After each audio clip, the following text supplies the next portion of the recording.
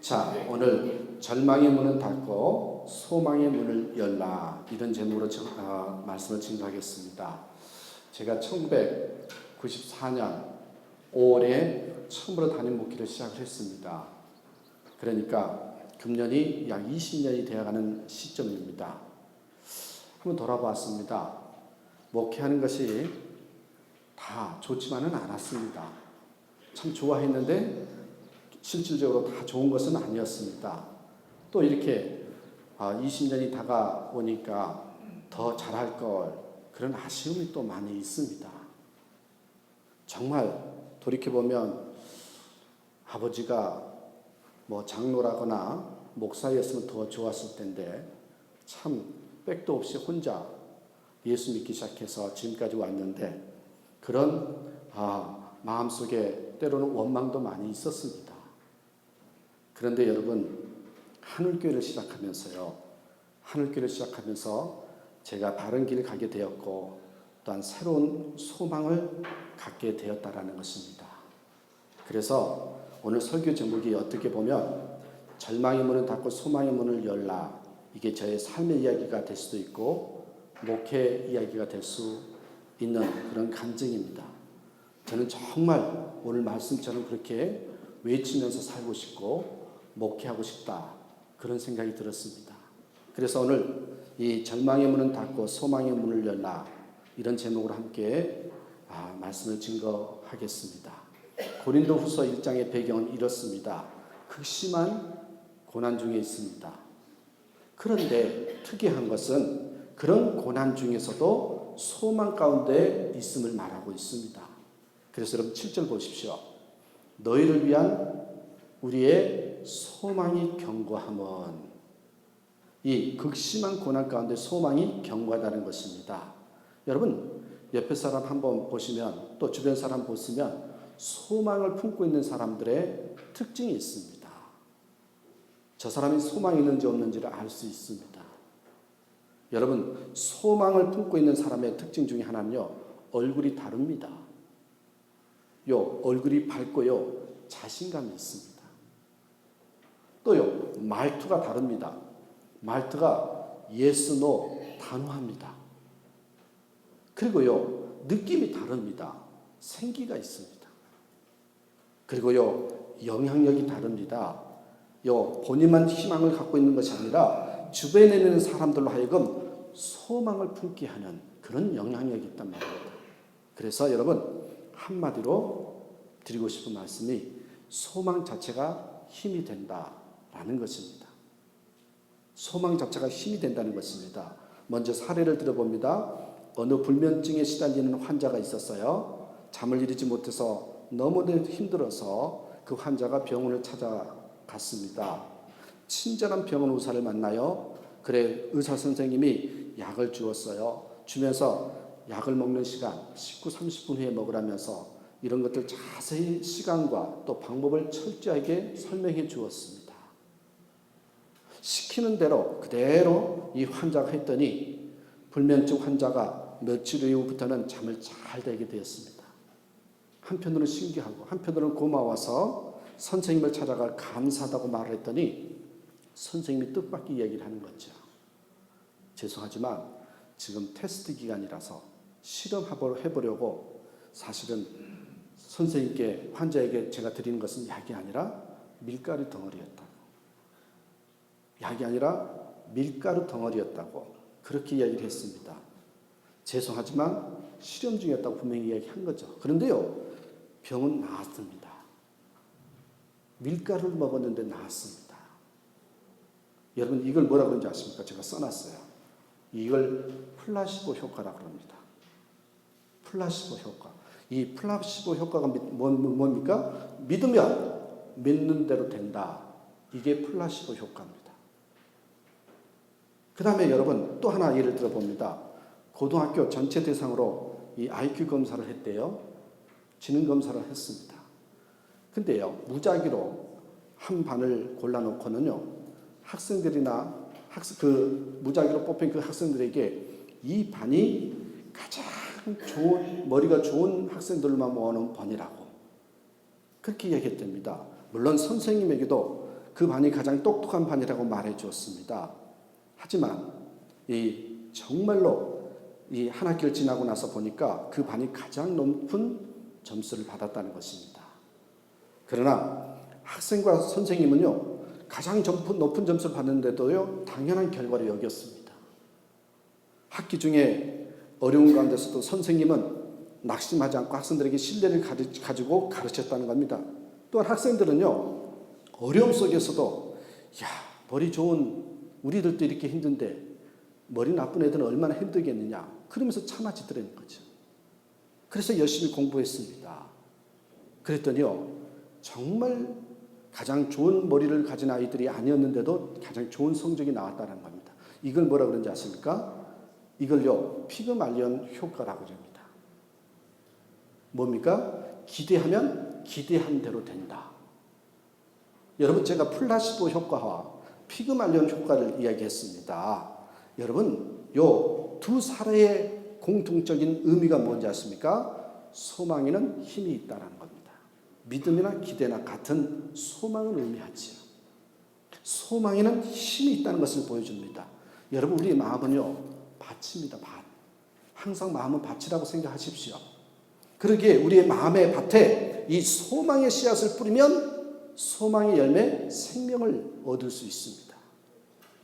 그런데 우리의 마음밭에 절망의 씨앗을 뿌리면 죽음의 열매를 맺게 된다는 것입니다. 씨 뿌리는 것이 중요합니다. 그러므로 여러분, 소망이 들어오면 소망이 계속 공급될 수 있도록 소망의 문은 계속 열어야 되고요. 절망이 들어오면 절망이 더 이상 들어올 수 없도록 절망의 문을 닫아야 한다는 겁니다. 어떻게 하면, 그렇다면 절망의 문은 닫고 소망의 문은 열 수 있을까요? 어떻게 하면 절망의 문을 닫고 소망의 문을 열 수 있느냐? 저는 여러분 아주 심플하게 저와 함께 이렇게 외치면서 살자는 겁니다. 그냥 이렇게 외치십시오. 이렇게 외치면 됩니다. 여러분, 저는 이렇게 제 스스로도 이렇게 외치면 절망의 자리가 아닌 소망의 자리로 옮겨진 것을 제가 경험을 해봤기 때문에 저와 여러분, 우리 함께 이렇게 외치면 될 것 같습니다. 그 세 가지입니다. 세 가지. 절망의 문을 닫고 소망의 문을 여는 방법, 외치는 이 문장, 그 문장 그대로 외치시면은 우리가 그렇게 할 수 있다라는 거예요. 세 가지만 말씀드립니다. 첫 번째입니다. 자기 자신을 보지 말라, 주님을 보라. 이게 첫 번째입니다. 자기 자신을 보지 말라, 주님을 보라는 겁니다. 여러분, 우리가 대화를 할 때요, 주제를 삼는 게 있지요. 여러분, 자신을 주제 삼으면 절망이 들어옵니다. 절망은 자신을 주제 삼아 들어옵니다. 여러분, 8절 9절 보시겠어요? 정확히 나와 있습니다. 형제들아, 우리가 아시아에서 당하는 환난을 너희가 모르기를 원하지 아니하노라. 힘에 겹도록 심한 고난을 당해서 살 소망까지 끊어지고, 너무 고난이 심해서 살 소망까지 끊어졌대요. 9절, 우리는 우리 자신이 사형 선고를 받은 줄 알았으니, 그 다음 뭐래요? 이는 우리로 자기를 의지하지 말고 오직 죽은 자를 다시 살리시는 하나님만 의지하게 하십니다. 여기에 보십시오. 우리로 자기 자신을 의지하지 말고, 이게 중요한 문장입니다. 자기를 의지하지 말고, 중요한 문장입니다. 여러분은 절망한 사람들의 특징은요, 항상 자기 자신을 주제로 삼습니다. 마귀는 우리에게 던져주는 것이 있습니다. 이를 가지고 우리를 공격합니다. 너는 문제가 많아. 너는 배우는 것도 없잖아. 너는 집안도 안 좋잖아. 너는 무능하잖아. 너는 성실하지도 않잖아. 이 말이요, 힘이 있습니다. 이 마귀가 한 말에 힘이 있습니다. 왜요? 마귀의 공격은요, 설득력이 있습니다. 그 이유가 무엇인지 아십니까? 사실인 것처럼 보이기 때문입니다. 나도 그걸 생각하고 있는데요, 어떨 때는요, 확인 사살을 하는 거예요. 다 맞는 것이지만, 여러분 근데 기억하십시오. 이게 다 맞는 말이지만 이 말은요, 속임수입니다. 왜냐하면 정말 중요한 말을 빼먹었기 때문에 그렇습니다. 아무리 사실이라도요, 중요한 말, 전하고자 하는 말을 전하지 않으면 여러분 기억하십시오. 속임수입니다. 속임수입니다. 다시 말해서요, 하나님을 주제로 말하지 않았다는 것입니다. 여기 보세요. 자기를 의지하지 말고 요 문장만 생각하고 묵상하면요, 주제를 삼으면요, 우리는 다 낙심합니다. 절망합니다. 근데요, 그 다음 문장이 더 중요하잖아요. 거기까지 이야기해야 되거든요. 그 다음 문장이 뭡니까? 오직 죽은 자를 다시 살리시는 하나님만 의지하게 하십니다. 소망이란 단어가 왜 중요합니까? 여러분, 소망은 하나님의 가능성이기 때문에 중요합니다. 그래서 이렇게 생각하십시오. 저는 제 머릿속에 믿음, 소망, 사랑할 때요, 소망이란 단어 옆에는 항상 이퀄 하나님의 가능성 이렇게 써놓습니다. 소망은요, 하나님의 가능성입니다. 그래서 중요한 단어입니다. 여러분, 내 자신을 보는 것이 아니라 내 안에 있는 하나님의 가능성을 보면서 새로운 시작을 갈망하는 것입니다. 마귀는요, 이것을 생략합니다. 그러므로요, 마귀의 말은 거짓말이자 속임수가 되는 것입니다. 여러분, 고린도후서 5장 17절에 이런 말이 있죠, 아시죠? 그런즉 누구든지 그리스도 안에 있으면 새로운 피조물이라, 이전 것은 지나갔으니 보라 새 것이 또 되었도다. 여러분, 그리스도 안에 있으면 새로운 피조물이다, 이전 것은 지나갔으니 새 것이 되었도다. 이 말을 해줘야 합니다. 마귀는 이 말을 안 해줘요. 이 말을 하지 않으면 거짓말입니다. 여러분, 앞에 말이 맞는 이야기만 한다고 맞는 것이 아닙니다. 꼭 해야 될 이야기를 빼면요, 맞는 이야기가 아닌 것입니다. 여러분, 모든 생각을 자기 자신으로 채우면 망하게 됩니다. 기억하십시오. 내 머릿생각에 내 자신만 묵상하고 생각하면요, 절망하게 되어 있습니다. 왜요? 마귀는요, 자기 자신을 주제로 삼고 절망을 갖다 주기 때문이었습니다. 여러분, 그렇습니다. 나 자신을 바라보아야 남는 것이 없습니다. 하나님의 관점으로 들어가면 영광을 누리게 된다는 것을 잊으면 안 됩니다. 빌립보서 4장 13절 말씀하시잖아요. 내게 능력 주시는 자 안에서 내가 모든 것을 할 수 있느니라. 내게 능력 주시는 자 누굽니까? 예수님이죠. 주님 안에서입니다. 반면에 여러분, 내 안에서 하면 안 됩니다. 나만 바라보는 자는요, 아무것도 할 수 없게 되는 것입니다. 이게 성경에서 말하는 메시지입니다. 제가 인터넷에서 이 사망 원인 결과, 왜 한국 사회를 보면서 이 통계를 찾아봤습니다. 2005년부터요, 2012년까지 이 한국 사망 원인 통계를 봤더니 1위가 뭔지 아세요? 알고 계십니까? 사망 원인 1위가요, 암입니다. 암. 2위가 뭔지 아십니까? 위가 이렇게 써 있습니다. 2위가 뇌혈관 질환. 뭐예요? 뇌출혈 같은 거죠. 세 번째 3위가요, 심장혈관 질환입니다. 그러니까 2위하고 3위가 뭡니까? 혈관이에요, 혈관. 여러분, 고기 너무 많이 먹지 마십시오. 고기 많이 먹으면요, 피가 걸쭉해져서 그게 혈관 질환이 된다고 하네요. 근데 여러분, 혈관이 튼튼해야 된다고 하지만 4위가 뭐냐면 자살입니다. 4위가 자살입니다.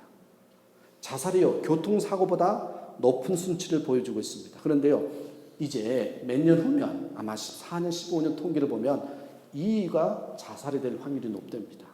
점점 자살이 높아지고 있다는 거죠. 근데 여러분, 재밌는 것이요, 이 자살하는 사람들의 생각과 글을 읽어보면 특징이 있습니다.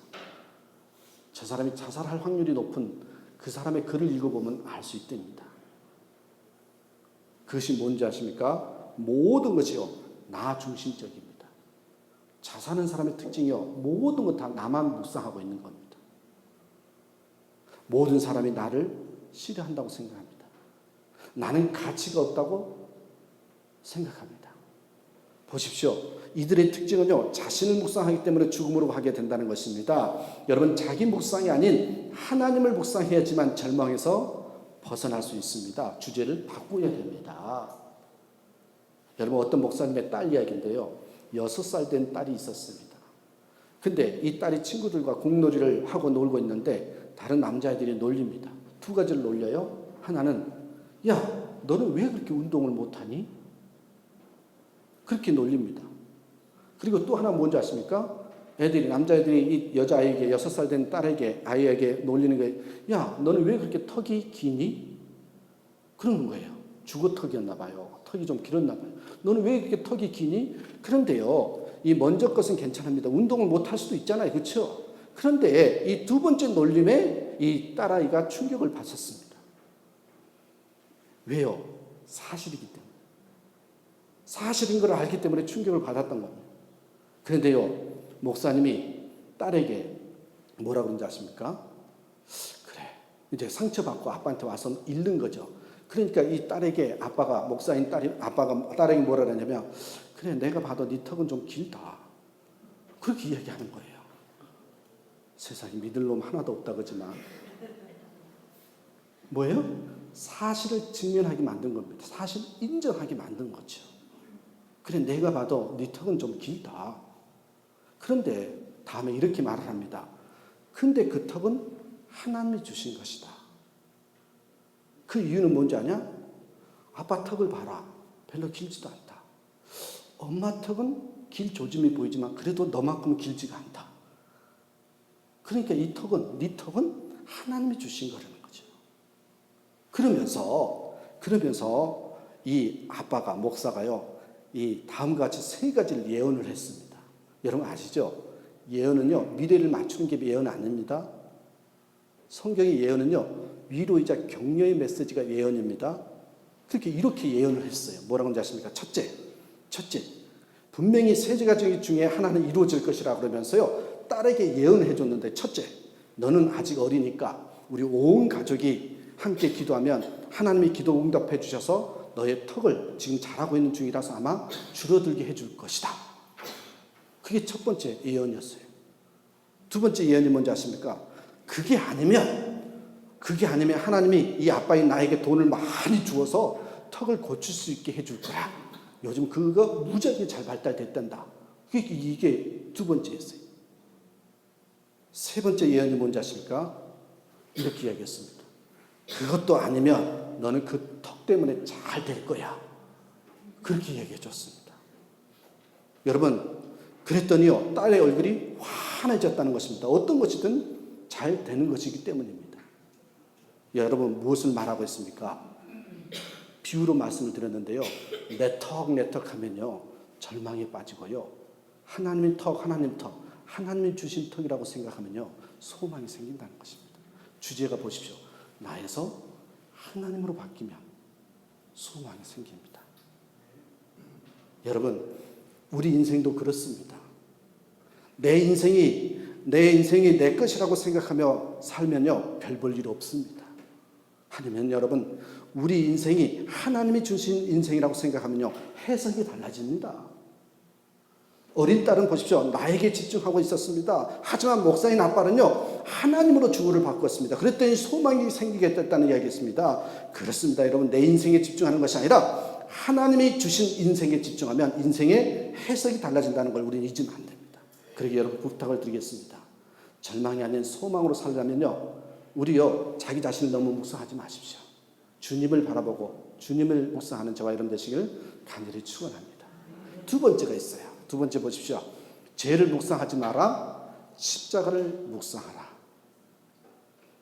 여러분, 죄를 묵상하지 말고 십자가를 묵상하라는 것입니다. 여러분, 죄를 묵상하면요, 자꾸 내가 잘못한 것만 보면 뭐가 된 줄 아십니까? 자꾸 정죄하게 됩니다. 죄의 결과는요, 정죄예요. 그런데 여러분, 십자가를 묵상하면요, 용서하게 됩니다. 내 자신도 용서가 돼요. 여러분, 그러기에 절망은 우리의 죄를 주제로 하면 들어옵니다. 10절 한번 보시겠어요? 10절. 그가 이같이 큰 사망에서 우리를 건지셨고 또 건지실 것이며 이후에도 건지시기를 그에게 바라노라. 보세요. 건지셨고 건지실 것이며 건지시기를 바라노라. 여기에 큰 사망은요, 삶의 고난입니다. 고난. 하지만 여러분, 궁극적인 사망은 뭔지 아십니까? 죽음이죠. 마귀는 계속해서 우리에게 말합니다. 너는 네 죄 때문에 하나님은 용서하지 않을 것이다 라고 말합니다. 죄를 지면 정말 그렇게 생각이 듭니다. 그게 인지상정이 있죠. 내가 뭔가 잘못하면 꼭 그거 용서하지 못할 것 같아요. 그것 때문에 내가 망할 것 같아요. 그렇게 생각하고 있는데 마귀가 또 이야기하는 거예요. 너는 네 죄 때문에 잘 될 것이 없다고. 그러면요, 확인사살이 되잖아요. 여러분, 그리고 마귀는 우리를 정죄한다는 거죠. 그런데 여러분 우리는 죄를 지었기 때문에 이에 지배받게 됩니다. 예를 들어서 믿지 않는 사람들이 믿는 사람들이 이렇게 말합니다. 너는 참 뻔뻔하다. 왜? 야, 너는 죄를 짓고 나서 용서 구하고 또 죄를 짓고 나서 또 용서를 구하니 그렇다는 겁니다. 또 예수 믿지 않는 사람들이 말을 합니다. 너는 참 편하게 산다 야. 왜? 죄 짓고 용서 안 받았다고 편하게 사는 모습을 보면서 하는 소리입니다. 그런데 여러분 이런 말을 들으면 그 말이 맞기 때문에 우리는 부끄러움을 느끼게 됩니다. 맞는 이야기 때문에 그렇습니다. 그래서요 힘이 있습니다. 마귀가 하는 말이. 마귀는요 끝까지 죄를 무기 삼아서 우리의 삶을 전체를 흔들어 놓습니다. 여러분 요한복음 8장에 보면 현장에서 가늠하다가 잡힌 여인의 이야기가 나옵니다. 요한복음 8장 5절 말씀 한번 보시면 모세는 율법에 이러한 여자를 돌로 치라 명하였거니와 선생은 어떻게 말하겠나이까. 여러분 이 영은 강한 영입니다. 율법으로요 공격하기 때문입니다. 말씀에 기록되어 있다는 거예요. 그럼 할 말이 없잖아요. 여러분 율법의 명확한 목록과 기록으로 사람들에게 공격하기에 당황합니다. 하지만 여러분 이건 틀린 방법입니다. 말씀에는 그것만 있는 게 아니거든요. 그 다음을 말하지 않았기 때문에 그렇습니다. 그 다음에 뭔지 아십니까? 그래 그게 맞는 말이야. 그렇기 때문에 우리에게 뭐가 있다고? 십자가가 있다고. 십자가가 이 말을 안 하는 겁니다. 마귀는 십자가까지 말을 안 합니다. 죄까지만 이야기를 합니다. 십자가를 말하지 않았기 때문에 거짓입니다. 여러분 십자가 용서를 말해야 됩니다. 십자가에 다시 살리는 능력을 말하지 않았습니다. 독생자의 죽음을 말하지 않았다는 것입니다. 율법은 맞지만 그러나 그것으로 죽을 인생들이 예수 그리스도의 십자가의 보혈로 살게 되었다고 말해야만 그게 복음이고 진짜가 되는 것이죠. 지금도 많은 사람들이 예수 믿는다고 하면서 율법만 증거합니다. 죄로 인해 죽게 되었다. 하지만 여러분 그 죄로 인하여 십자가의 죽으심을 말해야 합니다. 그러므로 우리는 율법만 증거하는 것이 아니라 그 죄를 통해서 그 죄인을 통해서 십자가를 지신 예수님 이야기를 말해야 된다는 겁니다. 여러분 아시잖아요. 로마서 5장 8절 9절 뭐라고 써 있습니까? 우리가 아직 죄인 되었을 때 그리스도께서 우리를 위하여 죽으심으로 하나님께서 우리에 대한 자기의 사랑을 확증하셨느니라. 9절. 그러면 이제 우리가 그의 피로 말미암아 의롭다 하심을 받았으니 더욱 그로 말미암아 진노하심에서 구원을 받을 것이니 이걸 말해 줘야지요. 물론요 죄는 하나님의 영역입니다. 그런데 마귀는 항상 죄를 우리 자신이 해결해야 된다고 말을 합니다. 책임을 지라고 합니다. 그 책임질게 결론은 뭐예요? 죽음밖에 없잖아요. 죄 지으면 사망이잖아요. 죽는 것이 해결입니까? 아닙니다. 그러므로 마귀에게는 여러분 기억하십시오. 소망이 아니라 절망밖에 없습니다. 하지만 인간은 죄를 해결할 수 없기 때문에 예수님이 오시고 십자가를 지신 겁니다. 그래서 우리는 당당하게 이렇게 얘기를 해야 됩니다. 보십시오. 이사야 53장 아시잖아요? 이 5절 6절 그가 찔림은 우리의 허물 때문이에요. 마귀가 너 그렇게 허물이 많으냐? 그러면 우리 뭐라 그래요? 그래서 예수님이 우리 대신 찔림을 당하셨다고. 그 다음 뭐래요? 그가 상함은 우리의 죄악 때문이다. 너 그렇게 죄 짓고 또 그 죄악된 생활 청산 못한다고 자꾸 뭐라 그러면 우리 그렇게 말해야 됩니다. 그것 때문에 우리 주님께서 상하셨다고. 여러분 그가 징계받음으로 우리를 평안을 누리고 그가 채찍에 맞음으로 우리가 나음을 받았도다. 6절 보십시오. 우리는 다 양 같아서 그릇 행하여 각기 제 길로 갔거늘 그 다음 뭐예요? 여호와께서는 우리 모두의 죄악을 그에게 담당시키셨다. 이게 소망입니다. 우리는 모두 죄의 짐이 무겁기 때문에 절망 가운데 있는 것입니다. 죄에 대해서 자유로운 사람이 없습니다. 하지만 내가 해결하려고 노력하는 것이 아니라 십자가를 붙들고 나 같은 죄인 살리신 십자가의 능력이 놀랐습니다. 라고 여러분 고백하면요 된다라는 것입니다. 여러분 정죄는 사람을 살릴 수 없고 오직 죽일 뿐입니다. 여러분 용서만이 사람을 살릴 수 있는 것입니다. 용서하고 들으십시오. 요즘 매스컴, 특히 한국의 매스컴을 보면 이 월드컵이 끝나자마자 그 분위기를 보니까 전부 다 제가 느끼는 게요. 정죄의 분위기입니다. 정죄 분위기. 살벌합니다. 다 죽일 얘기밖에 없습니다.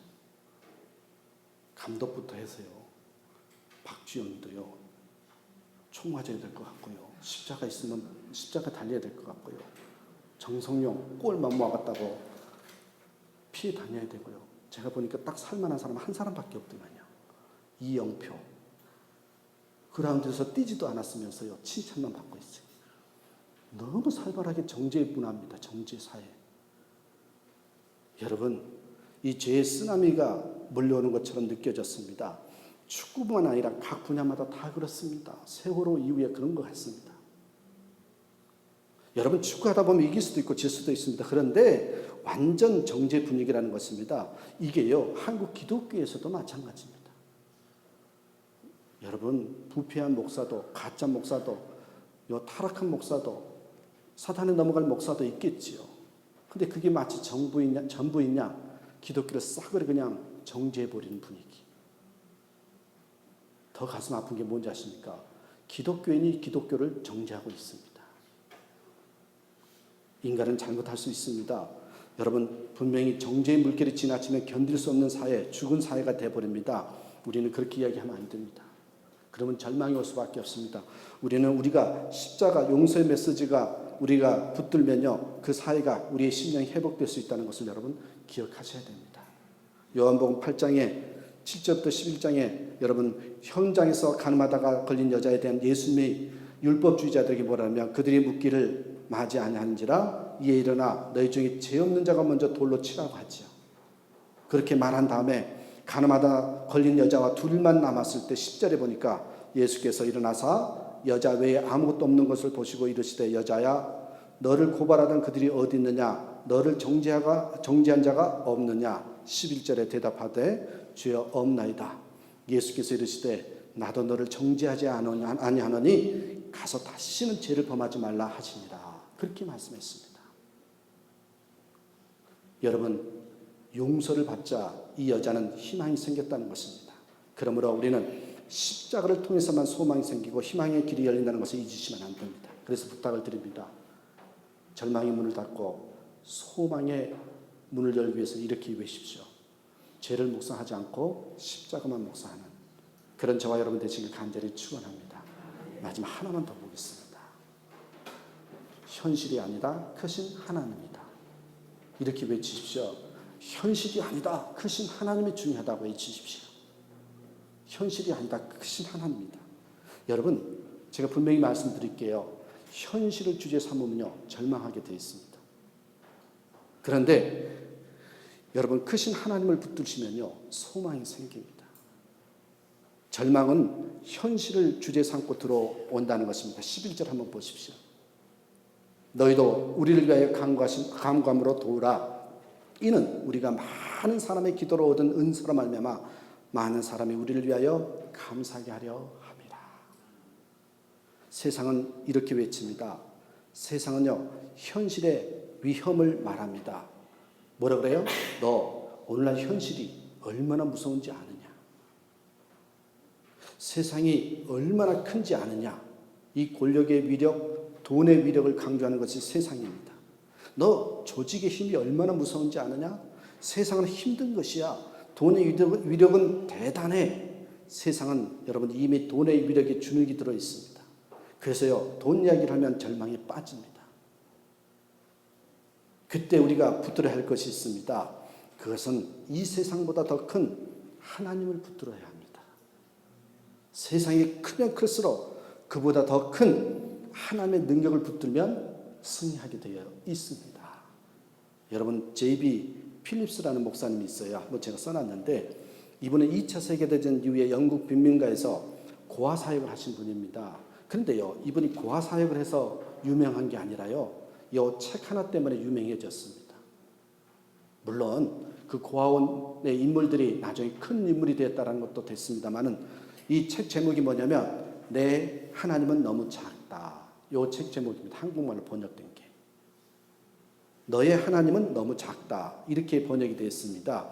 요 고아 사역을 하면서 아이들이 너무 힘들어하고요. 자신감이 없는, 그래서 자신이 이축하자 어떻게 애들을 가르쳤냐면 창세기부터요, 요한계시록까지요, 크신 하나님만 가르쳤답니다. 크신 하나님만. 그걸 세뇌시킨 거예요. 무슨 내용이든 결론은요, 하나님은 크신 분이다. 하나님은 크신 분이다. 여기에다가 초점을 맞춘 것입니다. 하나님은 모든 것을 주관하시고 이기시는 분이시다. 그렇게 소개했답니다. 그렇게 교육을 통해서 연구를 이끄는 수백 명의 인재들이 이 고안에서 배출되었다는 것입니다. 이 책이 나오게 된 게요. 그 고안에서 수많은 인재들이 나오니까 그 이유가 무엇일까 생각해 보니까 바로 이게 원인이었다는 것이죠. 이게 이유였다는 거죠. 크신 하나님을 붙들었다는 거예요. 그래서 이 책이 나온 겁니다. 저도요, 이것을 흉내내서요, 13년 전에 해시피에 저기 어느 고안에 가서 목사님과 설교를 하래요. 그래서 설교를 하는데 아이들을 보면서 답답함이 느껴지더라고요. 그래, 성경을 증거해야 되겠다 생각하면서 그때 설교했던 게 기억납니다. 링컨이라는 인물을 통해서 설교를 해드렸습니다.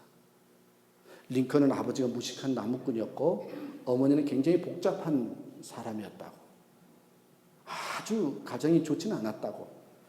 그런데 링컨은 오직 성경만 붙들어서 큰 하나님을 붙들므로 말미암아 대통령까지 되었다고. 그러니까 너희들도 한번 성경은 지금부터 읽어서 성경을 붙들고 그 속에 하나님은 크신 하나님을 만나면 너희들의 인생이 달라질 것이라고. 그러니까 우리 한번 성경을 읽어보자고. 그렇게 설교했던 기억이 있습니다. 여러분, 현실을 이길 수 있는 힘은 크신 하나님을 바라보는 것입니다. 현실 보면 절망이지만 크신 하나님을 바라보면 생명을 누릴 수 있는 것입니다. 여러분, 제발 우리 이제 좀 그렇게 부탁을 드릴게요. 예수 믿으면서요, 우리 이제 상처라는 단어를 좀 그만 씁시다. 조금만 무슨 일이 있으면 그놈의 상처 때문에 그렇다고 해요. 자꾸 상처를 묵상하면요, 하나님이 없어져 버려요. 하나님의 필요가 없어요. 모든 원인을 상처에다 돌리면 어떻게 해요? 여러분, 그 상처 치유법을 제가 마지막으로 말씀드리고 마치겠습니다. 상처가 있으니까 그 치유법이 있습니다. 예를 들어 봅니다. 여기 작은 생쥐. 여러분, 작은 생쥐. 작은 생쥐면 요만하겠죠, 그죠? 이것도 크죠? 요만할 것 같아요, 그죠? 한 3, 4cm 되지 않을까요? 그리고 여기 하나요, 큰 코끼리가 있다고 생각해 봅시다. 한번 비유를 들어보는 거예요. 하나는 작은 생쥐가 있고 한쪽에는 큰 코끼리가 있습니다.